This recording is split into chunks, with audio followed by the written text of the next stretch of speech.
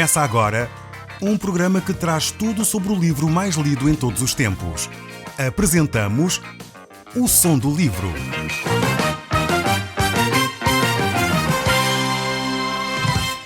Seja muito bem-vindo. Neste podcast vai encontrar o livro mais conhecido e lido em todo o mundo.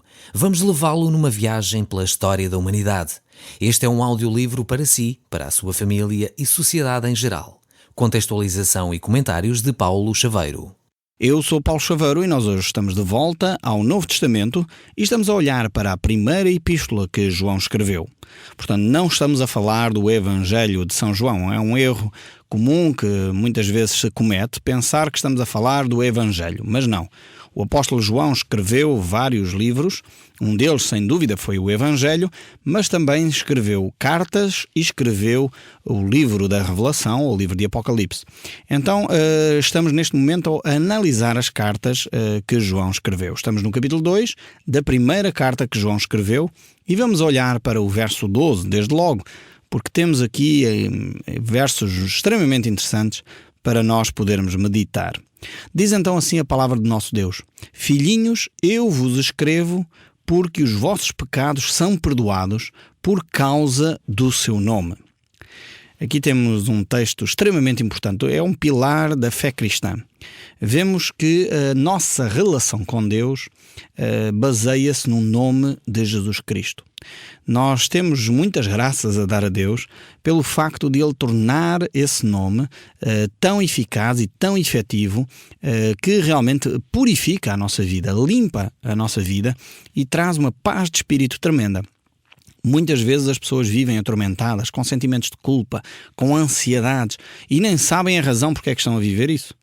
E aqui temos um segredo para podermos viver uma vida tranquila, uma vida de paz no nosso íntimo. E isso passa pelo facto de entendermos que os nossos pecados são perdoados não por causa de um santo qualquer, não por causa de um líder espiritual qualquer, não porque o líder religioso da nossa paróquia ou da nossa igreja o decretou, mas por causa do nome de Jesus. É o que diz este texto bíblico. E isto é tremendo quando nós nos apercebemos que realmente a grande esperança está em Cristo Jesus e não num outro nome qualquer.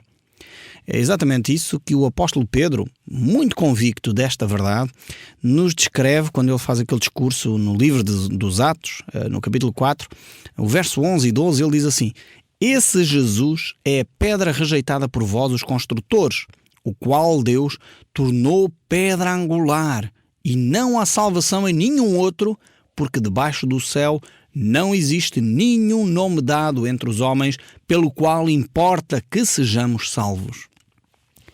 Como seria importante nós darmos ouvidos à voz dos apóstolos. Muitas igrejas se dizem igrejas apostólicas, igreja qualquer coisa apostólica, e na realidade muitas vezes não vivem a verdade dos apóstolos. Aqui temos esta afirmação do apóstolo Pedro. Como seria importante que nós entendêssemos como cristãos que não há possibilidade de nos relacionarmos com Deus a não ser pelo nome de Jesus Cristo. Como seria muito diferente a nossa fé cristã se todos entendêssemos isso, que não há salvação possível, nem na Virgem Maria, nem em São Pedro, nem em São Paulo, nem em Santo António, nem em São Francisco. Não havia realmente dúvidas se nós olhássemos para os ensinos dos apóstolos. Pedro é muito claro nesta matéria e é pena que nem sempre os líderes religiosos da nossa nação sejam tão claros como são os apóstolos. Então vemos que Pedro, Paulo, João estão todos de acordo quanto ao facto de que Cristo Jesus é o único meio para nós chegarmos a Deus. O apóstolo Paulo diz isto a Timóteo, na primeira carta que ele escreve a Timóteo, no capítulo 2, o verso 5. E seria bom você ir anotando estes textos bíblicos. 1 João, capítulo 2, verso 12, Atos, capítulo 4, verso 11 e 12, agora 1 Timóteo 2, verso 5, porque muitas vezes nós ficamos com dúvida, mas será que é mesmo assim? Será que eu não posso venerar determinado santo? Será que eu não posso fazer umas orações à Virgem Maria e não posso fazer umas orações a Santo António? Porquê é que eu não posso? Sempre fiz assim, sempre me ensinaram que é possível fazer assim, então porquê é que eu não posso? Não podemos porque as próprias Escrituras o dizem. E se nós somos cristãos, se nós dizemos seguir a Cristo, se nós dizemos ser apostólicos, seguimos os ensinos dos apóstolos, convinha que o fizéssemos, mais do que simplesmente o afirmar. Porque se nós afirmamos uma coisa, depois na realidade e na prática fazemos outra, é algo muito estranho. Então, temos aqui esta referência do apóstolo Paulo a Timóteo, quando ele diz: porque há um só Deus. Isto é uma afirmação categórica que toda a cristandade aceita. Há um só Deus. Nós não veneramos vários deuses, não veneramos 3 deuses, Deus Pai, Deus Filho e Espírito Santo, não. É um só Deus. É a Trindade Santa é una. Existe um só Deus. E depois diz: e um só mediador entre Deus e os homens, Cristo Jesus, homem.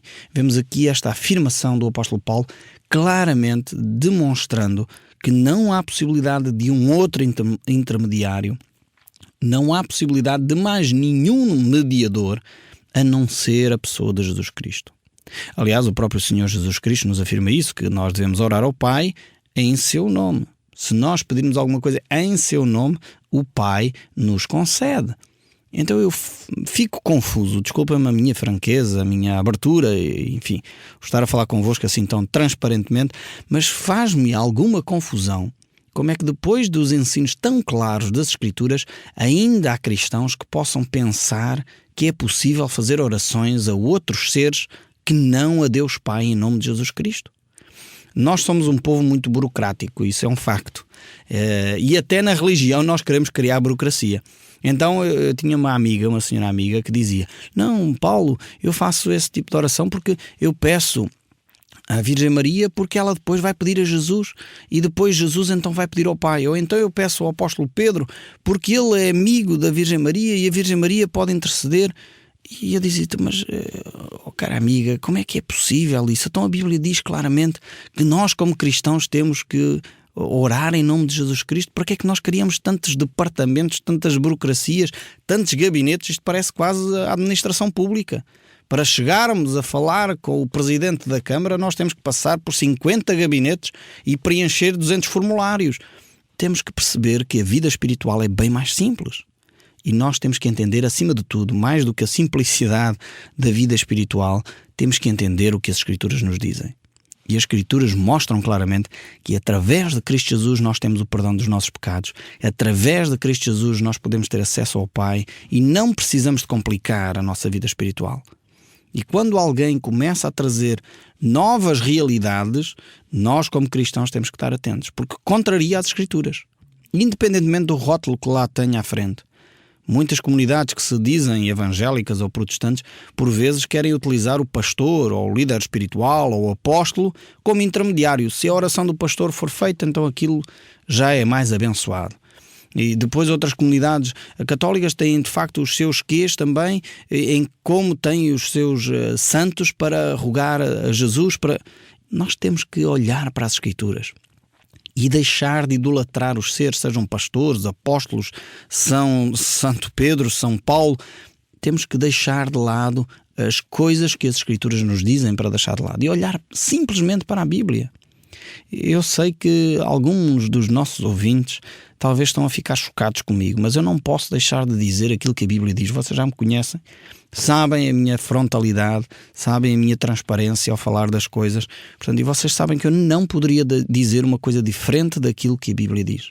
Independentemente se você está a dizer: ok, é isto que eu faço ou não faço. Pois há muita coisa que eu faço também, eu, Paulo Chaveiro, das quais eu tenho que deixar, porque estão erradas, não estão em conformidade com as Escrituras. Então temos esta esperança, é através do nome de Jesus Cristo que os nossos pecados são perdoados. Não há outra possibilidade, não há outro ser, não há outra entidade que possa perdoar pecados a não ser o próprio Senhor Jesus Cristo. E o texto bíblico prossegue, diz assim no verso 13: Pais, eu vos escrevo porque conheceis aquele que existe desde o princípio. Jovens, eu vos escrevo porque tendes vencido o maligno. Então, temos aqui este aspecto importante que é conhecer a Cristo. E aqui é, de alguma forma, a vitória de cada um de nós. É podermos partilhar, participar, receber esta dádiva dos céus, que é a salvação. Conhecer a Cristo, só é possível conhecer a Cristo quando nós entregamos a nossa vida nas suas mãos. É interessante como João constrói aqui o pensamento. Primeiro ele diz que temos que ter os nossos pecados perdoados. Depois dos nossos pecados perdoados, temos então o conhecimento de Cristo. E a seguir a ter o conhecimento de Cristo, vencemos o maligno. Quantas pessoas vivem no nosso país atormentadas por causa da superstição? Por causa dos maus olhados, por causa da vizinha que fez um trabalhinho. E infelizmente as pessoas vivem atormentadas com estas coisas. A Bíblia diz que nós podemos vencer o maligno. Então temos essa vitória. O cristão não tem que ter receio de Satanás nem dos seus demónios. O cristão é vitorioso. Quem tem receio do cristão é Satanás e os seus demónios. Quando um cristão vive debaixo da orientação de Deus, ele tem autoridade sobre os seres espirituais. E eles têm que obedecer em nome de Jesus à palavra que o cristão profere. É por isso que quando alguém está a ser atormentado por um ser espiritual e um cristão faz uma oração clamando a Deus para libertação, essa pessoa é liberta. E é liberta em nome de Jesus Cristo. Então um cristão não tem que viver atormentado, porque ele já venceu o maligno. É interessante ver que o apóstolo Paulo coloca esta mesma ideia desta batalha, porque é uma batalha vitoriosa, uma batalha que já ganhamos, quando ele diz: a nossa luta não é contra sangue nem carne. Muitas vezes nós pensamos que o nosso problema é o colega de trabalho, o nosso problema é o chefe, o nosso problema é o vizinho, o nosso problema é o pastor. A nossa luta não é contra carne nem sangue. Nós não andamos aqui em tricas com as pessoas. A nossa batalha é uma batalha de oração. As pessoas são para amar, diz as Escrituras. Nós devemos amar até os nossos inimigos. Esse é o desafio de Deus para nós. Agora, a batalha que nós já ganhamos é a batalha contra as hostes do mal. E essa nós ganhamos-la na oração. E é na resposta à oração que nós podemos declarar que vencemos o maligno. E ele realmente foge de nós. Ficar firme na oração é sinal de vitória. Então Deus quer que cada um de nós revista-se desta armadura, o que o apóstolo Paulo descreve no livro de Efésios capítulo 6, que nós só citamos a introdução. E ele desafia-nos a viver revestidos com essa armadura. E qual é a armadura? A armadura é a palavra. A armadura que o apóstolo Paulo lá define no capítulo 6, pode depois ler em casa, é a oração, é a fé, é a verdade, a justiça. Um cristão não pode andar a mentir. Infelizmente, às vezes as pessoas pensam: eu sou cristão, mas nos meus negócios eu posso dizer umas mentirinhas que isso não faz mal nenhum. É falso. Não se deixe enredar por sofismas, por pensamentos que não provêm de Deus. Nós, como cristãos, temos que viver na verdade. E depois, se não vivemos na verdade, admiramos-nos que estamos a viver uma vida derrotada. Pois claro, então a nossa armadura está cheia de buracos. O apóstolo Paulo dá esta ideia lindíssima, um quadro fantástico, quando ele está a escrever este capítulo 6 do livro de Efésios. Ele provavelmente tinha um soldado romano à sua frente, ele estava preso, tinha um soldado romano à sua frente, e ele olha para aquela armadura e descreve a armadura deste soldado, dizendo: então nós temos que ter uma espada, temos que ter uma couraça, temos que ter um escudo, temos que ter um capacete. E ele vai descrevendo. E é exatamente essa armadura que ele descreve para o cristão. Agora, quando nós temos a nossa armadura com buracos, ficamos vulneráveis. Se um soldado vai para a guerra naquela altura, claro, ia para a guerra sem a sua couraça, estava vulnerável. Qualquer dardo inflamado do maligno poderia facilmente ceifar-lhe a vida. Então era necessário que ele levasse a armadura completa para ser um soldado vitorioso. Ainda há pouco tempo estava a ver uma reportagem, enfim, de um documento histórico, e eles diziam que a grande capacidade que os romanos tiveram para vencer batalhas, uma boa parte dela tinha a ver com o seu armamento, que era o escudo, que era inovador, construído de uma forma completamente nova em relação àquela época, quer também a sua couraça, que era feita de um laminado de ferro que protegia muito mais os soldados romanos. Então vemos como era importante ter toda a armadura, e o cristão também precisa de a ter. Por isso aqui João diz que os jovens têm vencido o maligno, são mais destemidos, são mais corajosos, têm mais força, mas isto é válido para toda a gente, não é só os jovens que venceram o maligno. Qualquer cristão unido a Cristo, com intimidade, conhecendo Cristo, como diz o textozinho logo antes, é um cristão vitorioso, um cristão que não se deixa derrotar. Agora, talvez você está a dizer, mas Paulo, eu estou a ter uma semana terrível. Eu não consigo quase levantar a cabeça da almofada, apetece-me desaparecer, eu vejo o mundo negro. Eu quero dizer que você em Cristo é um cristão vitorioso. Não se deixe levar por esses pensamentos. Isso é o que Satanás quer, que você fique numa espiral de destruição. E ele neutralizando, armadilhando os seus pensamentos, você fica neutralizado. Você é uma pessoa vitoriosa em Cristo Jesus. Não por si mesmo. Não é porque você seja espetacular, mas é porque em Cristo você tem a vitória. Então não se esqueça de refletir sobre os textos bíblicos, percebendo que já venceu. Já venceu. Você é um vitorioso, não é um derrotado. Em Cristo Jesus, depois dos pecados confessados, você tem a vitória em Cristo. Agora olhemos aqui o verso 14. Ele continua esta reflexão e diz: Filhinhos, eu vos escrevi para que conheceis o Pai. Este é um dos propósitos, termos este relacionamento com Deus Pai. Depois diz: Pais, eu vos escrevi porque conheceis aquele que existe desde o princípio. Jovens, eu vos escrevi porque sois fortes e a palavra de Deus permanece em vós e tendes vencido o maligno. Ele reforça de novo esta ideia.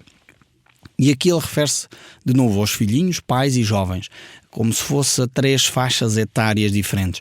No fundo, o que o apóstolo João está a fazer é a falar a toda a cristandade. Esta aqui a ideia não é crianças, pais e jovens, mas é a nível espiritual. Ele está a falar a nível espiritual. Aqueles que são bebés na fé, aqueles que são jovens na fé e aqueles que já são mais maduros na fé.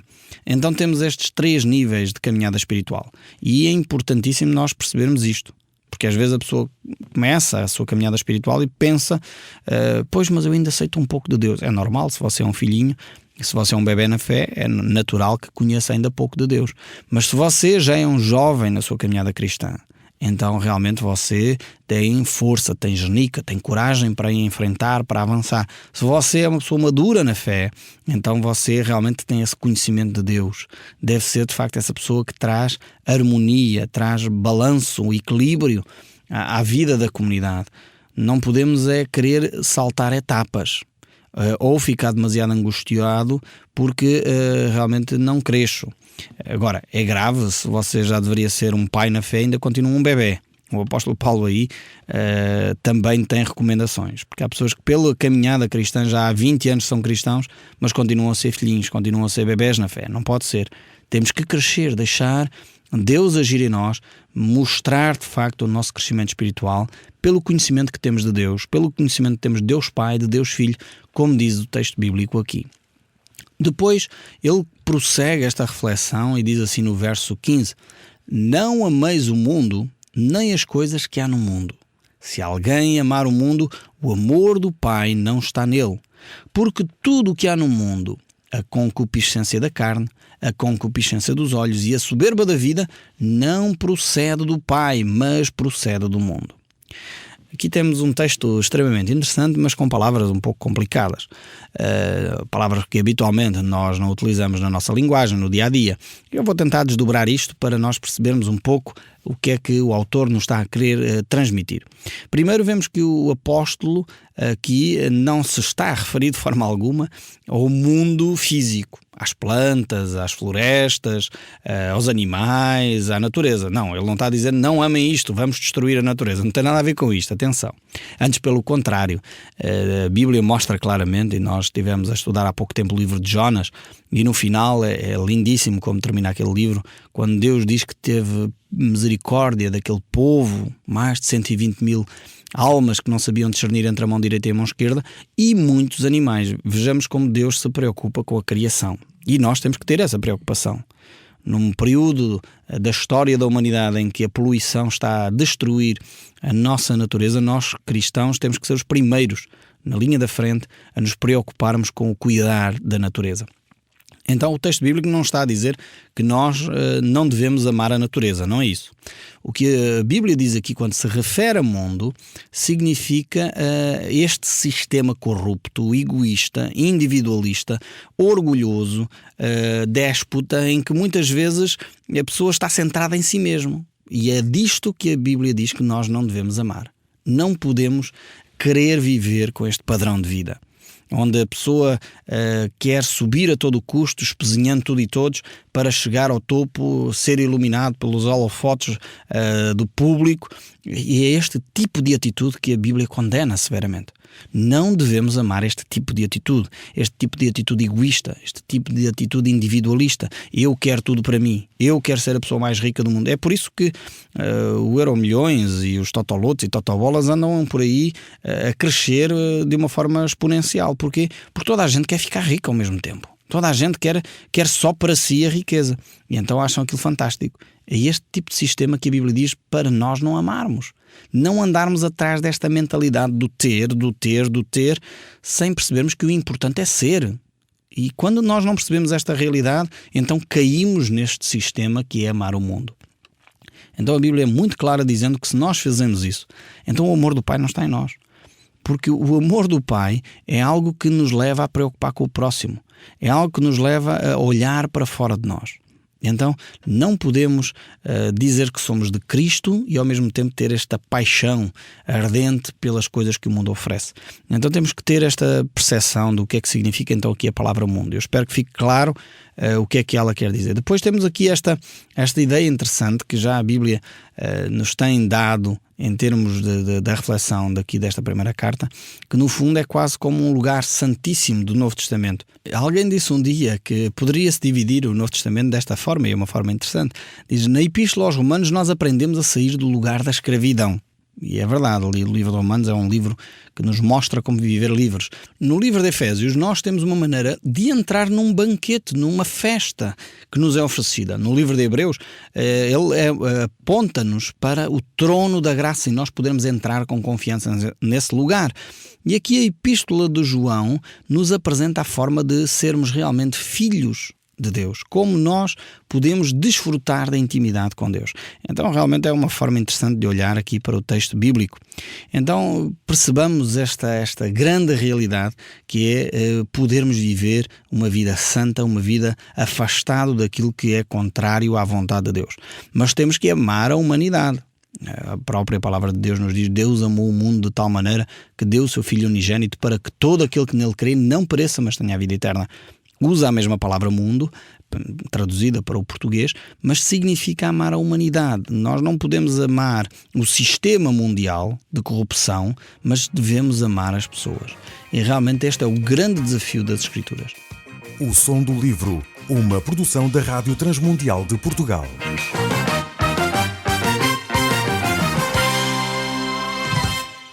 RTM. Conhece todos os nossos programas em rtmportugal.org.